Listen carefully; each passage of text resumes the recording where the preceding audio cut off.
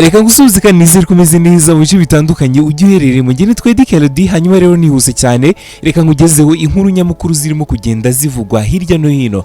Hanyuma rero igoma byacitse reka nkubwire yuko ku cyumweru tariki ya 17 Gicurasi 2026 umujyi wa Goma uherereye mu burasirazuba bwa Kongo wagaragayemo umurwayi wa mbere wa Ebola. Nuvuga ngo nta makuru yatangajwe n'umuyobozi w'ikigo cya RDC cyangwa se Kongo gishinzwe ubushakashatsi mu by'ubuvuzi Professor Jean-Jacques Muyembe.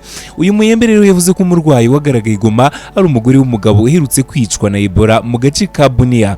Ati rwose uyu murwayi yagaragaye Goma biturutse ku bipimo byafashwe muri laboratoire. Ni umugore w'umugabo wishwe n'iyi virusi muri Bunia wagiye igoma nyuma y'urupfu rw'umugabo we. Hanyuma rero ibi byaje gutuma uyu nguyu nawe ahasiga ubuzima. Birumvikana neza ko niba ufite umuntu wahitanwe n'iyi ndwara cyangwa se n'iki cyorezo ugomba kwitonda cyane. Ibimenyetso bigiye bitandukanye ndaza kubigarukaho mu kanya gato cyane ngenda nkubwira iyo urimo gutera iyi ndwara. Hanyuma rero aya makuru yaje nyuma y'amasaha make cyane u Rwanda narwo ruhagaritse ingendo ziva n'izigana muri uyu mujyi wa Goma ku batuye mu mujyi wa Gisenyi mu karere ka Rubavu. Aba rero bakaba batakemerewe kongera kwimukira mu cyangwa se kujya muri Kongo, bivuze ngo imipaka irafunze. Hanyuma rero ishami ry'umuryango w'Ibumbye ryita ku buzima OMS ryatangaje ko iki cyorezo cya Ebola cyongeye kugaragara muri Kongo giturutse no ni Buganda, kikaba gihangayikishije ku rwego rw'isi. Mu butumwa rero umuyobozi mukuru wa OMS Tedros Adhanom Ghebreyesus yashyize hanze ku cyumweru yavuze ko mu bihugu bitandukanye abamaze kwandura Ebola barenga 300 mu gihe abo yishe bo ari 88. Byumvikanisha neza yuko iki cyorezo rwose ibyacyo atari ibyo gukinishwa. Hanyuma rero ikindi nakubwira nuko ubu ngubu noneho ubwo nakubwiraga ibyo ku cyumweru aka kanyero byakomeye cyane dore yuko abarenga 116 noneho bamaze guhitanwa n'iki cyorezo.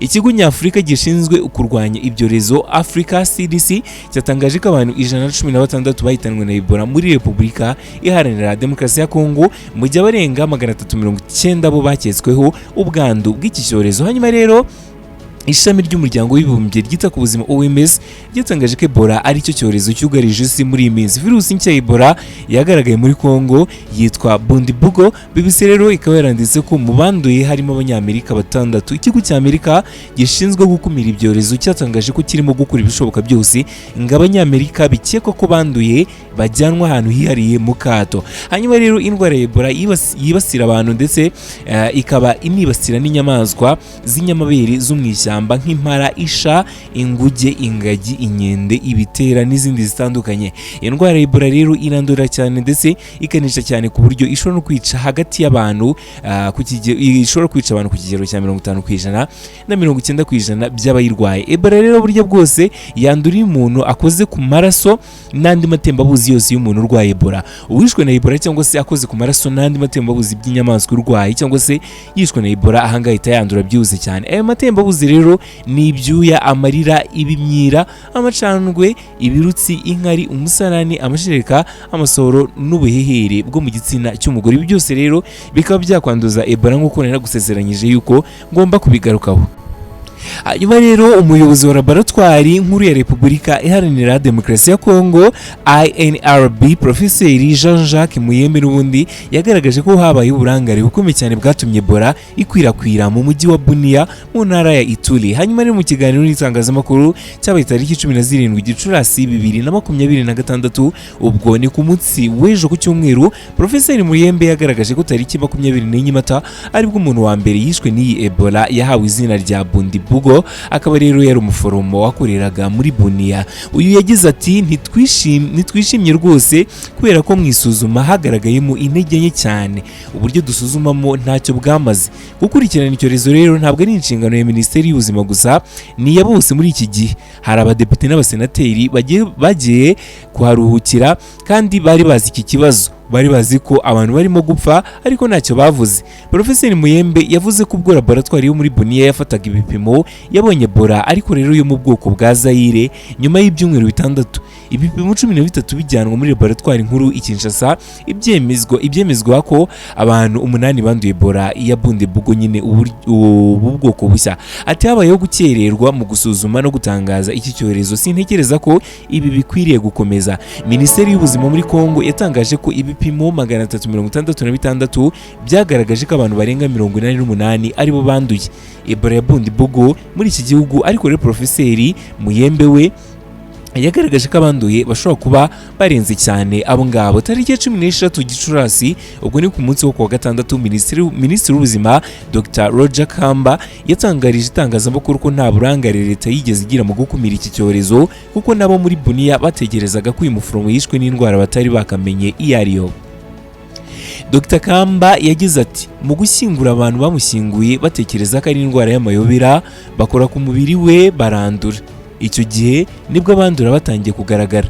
Minisitiri Kamba yasobanuye ko tariki 5 Gicurasi aribwo babonye ku mbuga nkoranyambaga ubutumwa buvuga ko Ebola ishobora kuba yagaragaye muri Bunia. Nyuma y'iminsi 3 leta yemeza ko koko iki ari icyorezo cyagaragaye hashingiwe ku bipimo itsinda ryoherejweyo ryahakuye. Dr. Muyembe n'umwe mu baganga batahuye bwa mbere Ebola muri iki gihugu cya Repubulika Iharanira Demokarasi ya Kongo mu 1976. Yagaragaje ko bitandukanye n'iyahawe izina rya Zaire na Sudani. Uwanduye Bundibugo yaba afite ibyago byo gupfa rwose biri hagati ya 30 na 50%, mu gihe ku zindi byarengaga 80%. Ibya Ebola rero bikomeje gukomera cyane, dore yuko ambasade ya Leta Zunze Ubumwe za Amerika mu Rwanda yakanguriye abanyamerika batuye mu Rwanda kwirinda gukora ingendo zerekeza muri Uganda na Repubulika Iharanira Demokarasi ya Kongo kubera iki cyorezo cya Ebola cyamaze kuhagaragara. Ni itangazo ryashyizwe hanze tariki 18 Gicurasi 2026, aho iyi ambasade yagaragaje ko ishami ry'umuryango w'abibumbye ryita ku buzima OMS ryamaze gutangaza ko icyorezo cya Ebola cyagaragaye muri Kongo na Uganda ari ikibazo mpuzamahanga. Ku bw'izi mpamvu abanyamerika bari mu Rwanda basabwe kwirinda ingendo zitari ngombwa muri ibi bice no kwirinda ingendo izo ari zo zose zijya mu ntara ya Ituri yo muri Repubulika Iharanira Demokarasi ya Kongo, aho iki cyorezo kibasiriye abantu cyane.